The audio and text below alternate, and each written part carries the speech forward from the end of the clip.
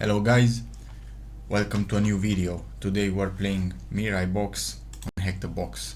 I have already done this box, but I'm gonna walk you through the steps I did in order to solve it and explain you my thought process, how I approached it and what worked and what didn't in the context of this box.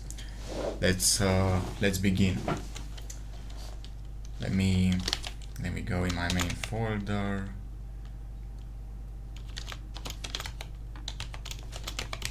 Easy Mirai. So, do I have any files here? No, but let's still go there. So, you start with the classic nmap scan. In this case, machine is pretty old, so I wasn't going after SSH for some unintended exploit. Or we also had DNS mask. We also had port 80 and port 1200. 32400 and 32,469 open, Platin UPnP, Plex Media Server, and Light HTTPD. Initially, I thought about using dig AXFR in order to do a DNS zone transfer and see if there are any other domains here, or you can just do a simple dig for Mirai, but I think your computer will solve this query. So I also scanned on UDP because it's a good practice to scan on the UDP port. You may find some maybe simple network management protocol service open there. I also did vhost enumeration because just to be safe, I don't miss anything. And then the most important thing to do next would be to go on port 80. Go on port 80 and see what's there. So the thing that you have probably also encountered is when you go on port 80, you will get this message: website blocked by Pi-hole. So here you can find the version, then you can close the window or whatever. You can also go on the Plex Media Server and check it out, try to see if there is any vulnerable version. This is what I have did, but it didn't bring me any good. Like, I looked into all these versions and I was not able to find any vulnerability. I fuzzed directories, I fuzzed vhosts. Then I read a little bit about Pi-hole and found the login page. Yeah, let's see, come on. Gonna load for a while. Let's go on the Plex server. The Plex server will work better, will work just fine. 32,400. So yeah, I signed up, looked around it, nothing there, absolutely nothing. And it was at this moment that guided mode really helped me. So basically, what's happening with this machine, you figure out you have to do with Pi-hole. Then you go around and read about Pi-hole on GitHub. Let's see, where does Pi-hole run? DNS sinkhole, typically also on low-powered Linux devices like Raspberry Pi. So this tells us a lot about our underlying infrastructure, let's put it this way. So yeah, here is the Pi-hole dashboard. We can log in, we can try to like search Pi-hole default credentials, try to brute force. Does not have a default, yeah. So we're just gonna leave it this way. And you have to think about that. That's what HackTheBox wanted in this machine. Not exploit some vulnerable version, not exploit Pi-hole, etc. Here, yeah, I made an account, leaked my password, don't hack me please. Here we found a version, and oh, went a little bit too far. So yeah, basically here is telling you everything you need to know. And when he asked me what was the default username on a Raspberry Pi device, I was like, there's no way I just have to use SSH to connect to the host. And guess what? You just have to SSH with Raspberry Pi default credentials. So the Raspberry Pi default credentials, as I present them here, are Pi and Raspberry. This was interesting. That's why it's very beautiful to do HackTheBox machines, because you just end up in a lot of scenarios, and even if you don't take the most detailed notes, but you just note down some things related to the machine, it's gonna be pretty helpful, especially in the era of AI, where you can just put all your notes inside an LLM and just ask him where certain information is. If you have, I'm not gonna show my notes right now. If you have a lot of notes on the sidebar. Let me take a little break.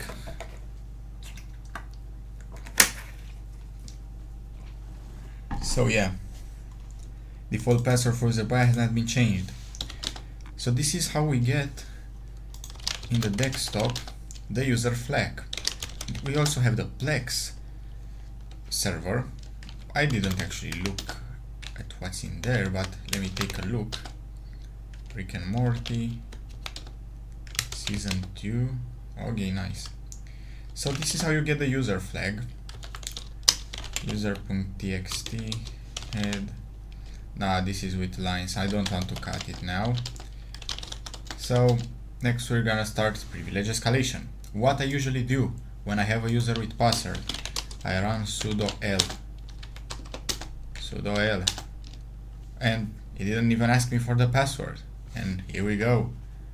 We can run everything as root. So what you gonna do? Sudo su. You became root, and you at first you think that's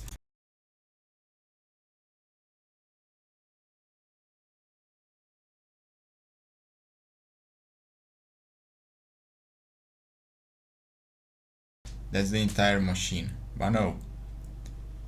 Yeah, this is what I'm saying. Needed to understand I'm attacking a Raspberry Pi device.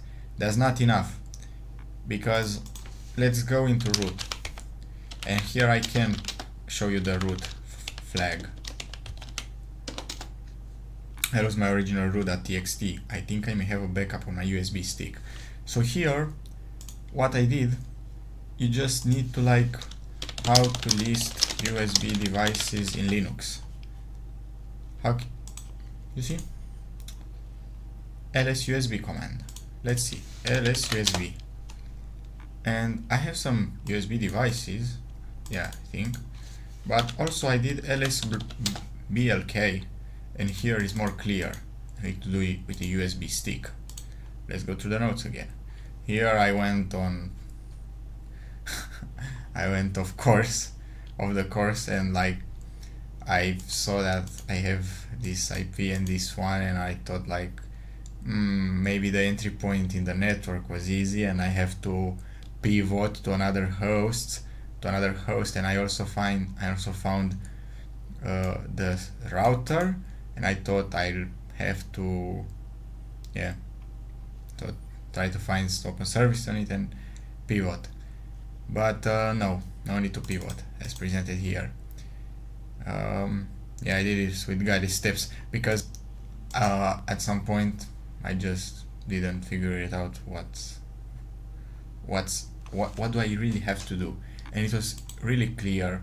I learned something from this box, because when you delete a file from a USB, it's not the contents are not erased from the memory.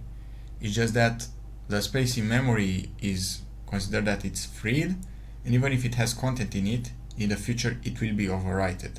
It will be overwritten by other stuff. But until then, even in certain conditions, you can still access it.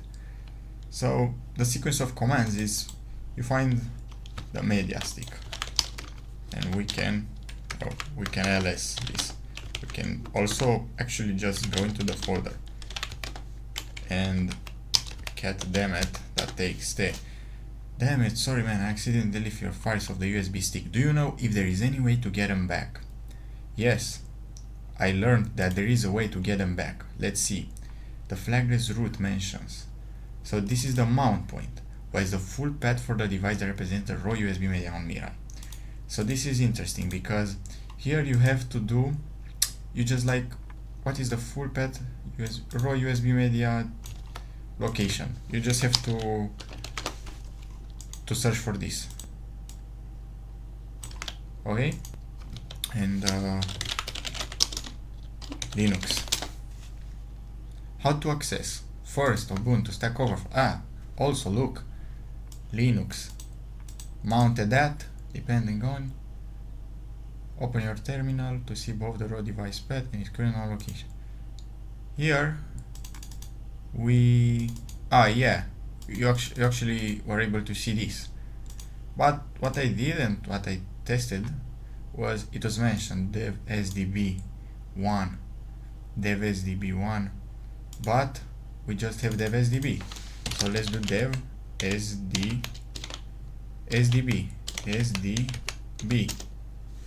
Oh, so it is a file. It's real. Block special. It's something there. So from now on, the box is almost solved, because the contents of the root flag, yeah, let's see what it says here. When files are different, is the memory definitely immediately overwritten with something else? No, it's not. So that is the thing that helped me. And you have to look into cat dev sdb. Let's put it in head at 30 lines, and the flag will be at the bottom, like you're gonna cut this entire thing.